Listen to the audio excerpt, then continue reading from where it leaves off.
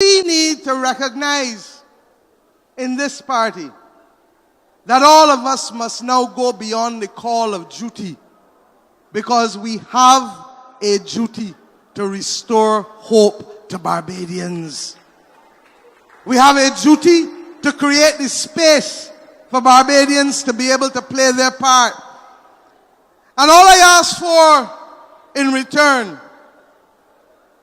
to the 150% that my candidates will bring to you is for you also to stand up and be prepared to shoulder that same level of burden as we go street by street, house by house, with the message of hope, with a covenant of hope. One that will let people know that we can't do this alone, that there's a whole category of Barbadians who have been left out of decision making, who have been left out of the process. And you know, the thing that stands out with these two, and Sonia and Colin Jordan and the youngsters who have come forward, is that when I came, and when Liz and Ronald and all of us came, we came in our early 20s. And to a large extent, the party was more willing to recognize that it had to rebuild from the ground because we had lost 24-3. That's a fact. In the first election, after the Barbados Labour Party lost 24-3, was when I ran, was when Liz Thompson ran, was when Ronald Toppin ran, was when Glenn Clark ran, was when Joe Edgell ran, was when Duncan Carter ran.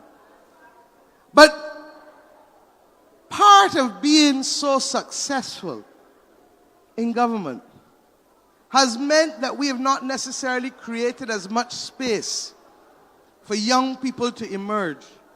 So that the notion that in this crowd here and beyond, there are people in their 30s and 40s who have never served on a board, far less run, far less be a minister. But yet, I was a minister at 27, 28. Liz Thompson was a minister at 30. Ronald Toppin at 31. At 36, Marcia, you're 37? 38? I ain't telling no your age, but don't mind.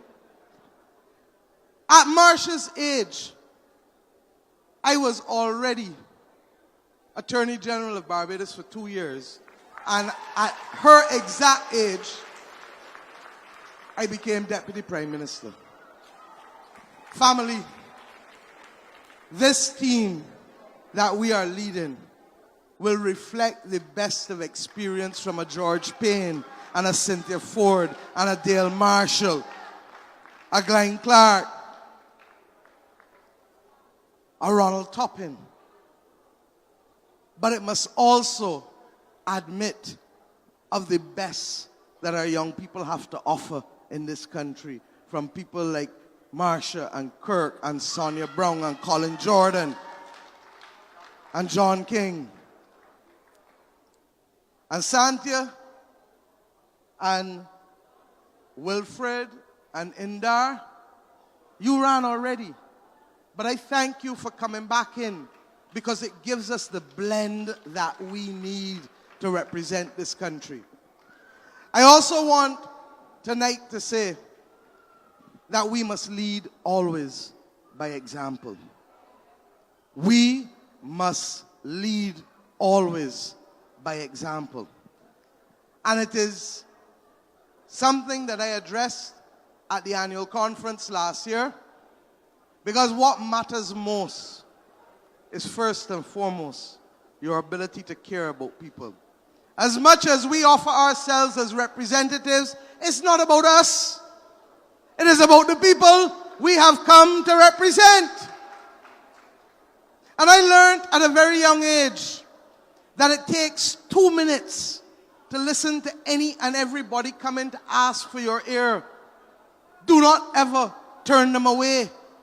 Do not behave like some of these ministers who, when they come to Parliament, there are people standing up in the yard for hours waiting to see them. and they don't come and address the people. And when I talk about leading by example too, we cannot be lawmakers and lawbreakers.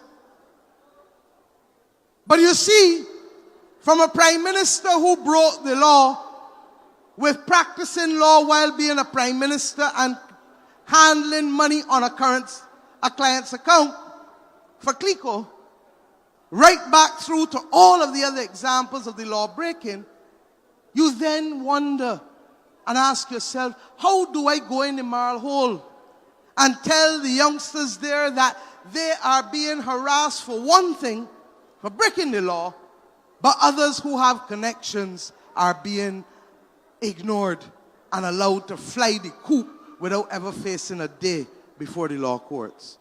We must lead by example. But it is not only the law that must require us to lead by example. And there was something that happened this week that must be deprecated in the strongest possible terms. Dale, I'm aware that you spoke to aspects of it on Friday.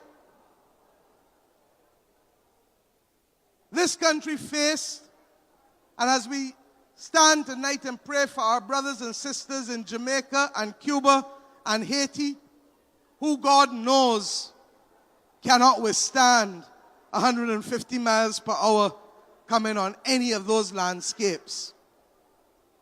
But as we reflect on what we went through this week, and as we give thanks today for sparing Barbados such that other than some little flooding and regrettably a few houses that were affected, we also have to reflect on the message sent by some of the leaders of this country. I am thankful and want to salute A1 Supermarkets for having the courage to say, I am wrong. And anyone who is in a leadership position in this country must always be prepared to say that they are wrong. And I have given you that commitment not just this year, but throughout. Because what matters is not being right or wrong on a particular issue, but it is the trust that is forged from the conversation when we acknowledge that we are but mortal and therefore we have the capacity to have human frailty cause us to be wrong on occasion.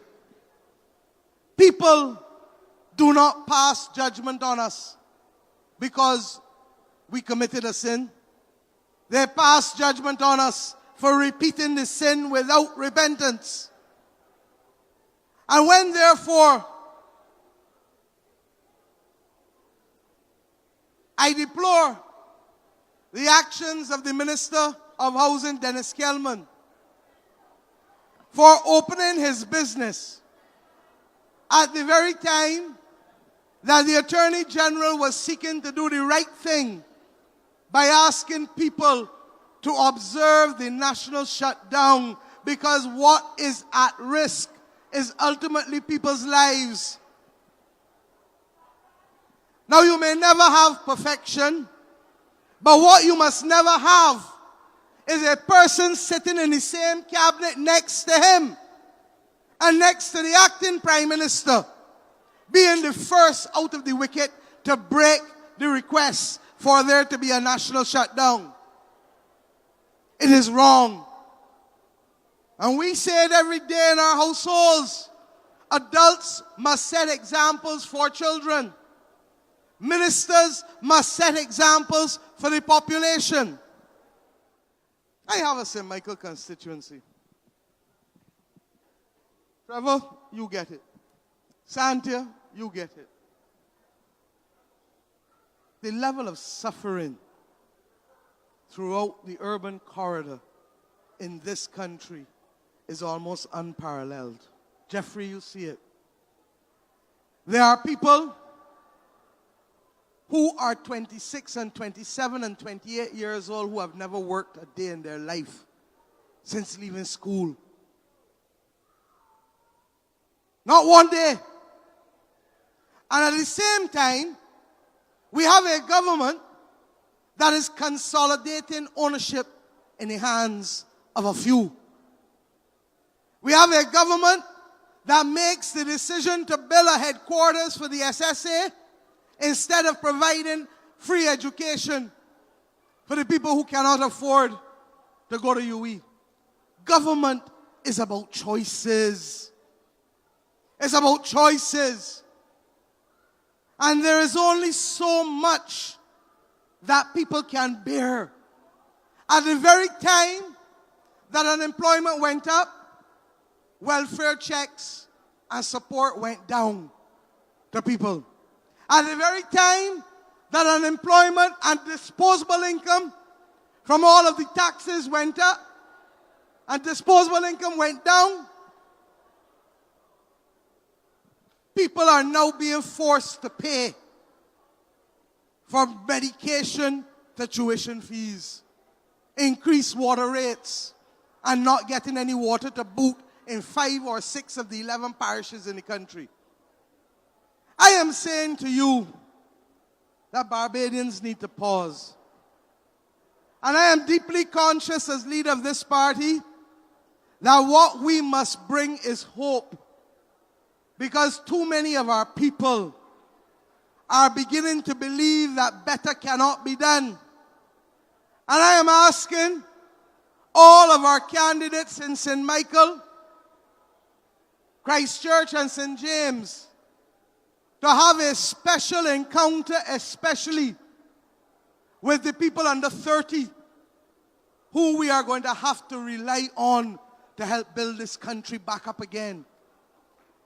Who we are going to have to rely on not to turn to a life of crime, not to use automatic weapons as a means of solving problems, not to believe that they can only eat if they break the law in Barbados. And I want to ask Arthur Holder, Trevor Prescott, Santia, Jeffrey, Kirk, and Marsha, of course, because it is important, and Jerome as General Secretary, please, just as you saw our St. Philip team last week, please come. You must now see the Southern St. Michael team of the Barbados Labour Party, which was completed here tonight. Come forward.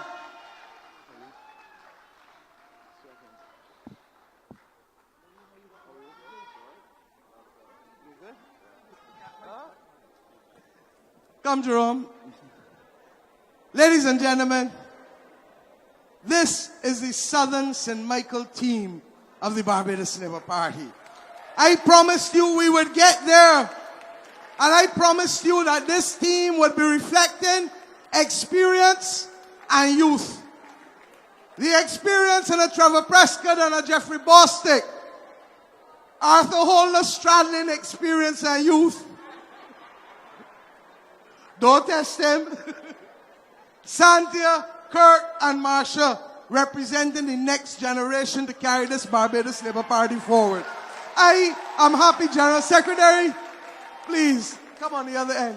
I am happy to present to you the team of the Southern St. Michael Party, Barbados Labour Party. This is a team that is going to restore hope, that is going to create opportunity, that is going to reflect care, and to use Marsha's words, that will also exhibit courage and commitment. I want you to support them. Thank you, good night, and God bless you.